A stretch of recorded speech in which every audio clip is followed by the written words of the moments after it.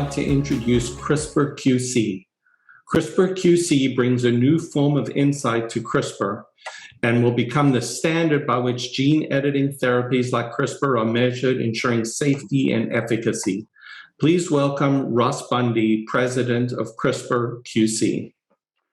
Hi, and thank you all for attending. So CRISPR is this incredible technology that makes gene editing extremely simple and is showing the potential to cure disease that previously had no cure before, like HIV and type 1 diabetes. Its potential is so vast that it was awarded the Nobel Prize in 2019, but it's a little bit limited because sometimes CRISPR edits in the wrong place and you put it in someone's body, it could actually introduce a mutation and cause severe disease at the same time. So CRISPR-QC, we provide a new form of insight to the field of CRISPR and will become the standard by which gene editing therapies are measured, ensuring safety and efficacy. Now, the problem in the field is that the measurement techniques that scientists use, like next-gen sequencing and cell assays, they only tell the end result of an edit. And if something goes wrong, a scientist is left in the dark not knowing what to do to fix it and just go back to the drawing board. But here at CRISPR-QC, through our proprietary technology, we provide mechanistic insight to how the gene editing process works and changes under a variety of conditions, under different types of genomes and different use cases for patients. And that allows scientists to engineer the types of outcomes they're looking for and eliminate a lot of the bad outcomes. So it's very simple. Through tools, services, and some of the data that we have, customers come to us and they say, hey, we're having a problem with this particular edit, whether it's application or therapy. And we say, great, send us the samples. We run it on the technology and we provide that insight that allows them to move their process forward to market. Now, the market for CRISPR, it's a very new field, but it's growing rapidly. The market's mostly in R&D phase today, and the market's around $1.3 billion, but growing about 40% as there's always new things showing that, where CRISPR has real potential.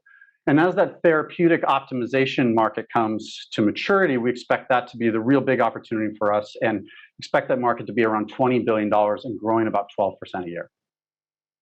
Now, in terms of competition, there isn't any technology out there that can do what we do, either commercially available or in development academia, that shows how the proteins, how the DNA, how it all interacts and how it changes in a host of different conditions.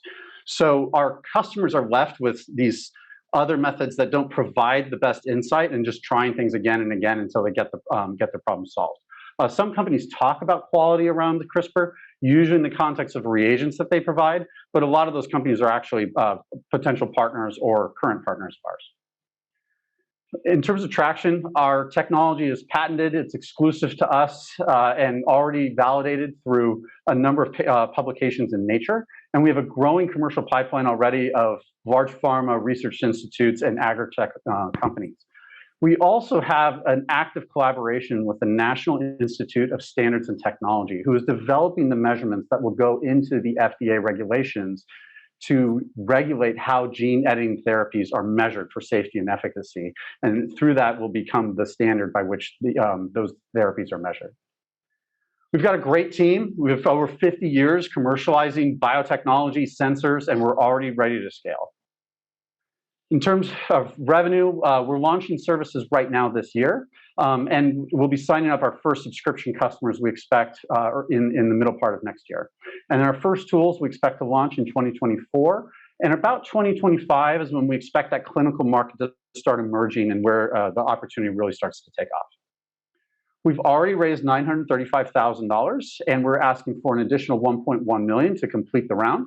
That's to scale up our operations, our commercial efforts now, and building the partnerships with the therapeutics companies. This round was led by Sarah Ventures. It is a priced preferred shares round. And thank you, and I'll see you all in the breakout room.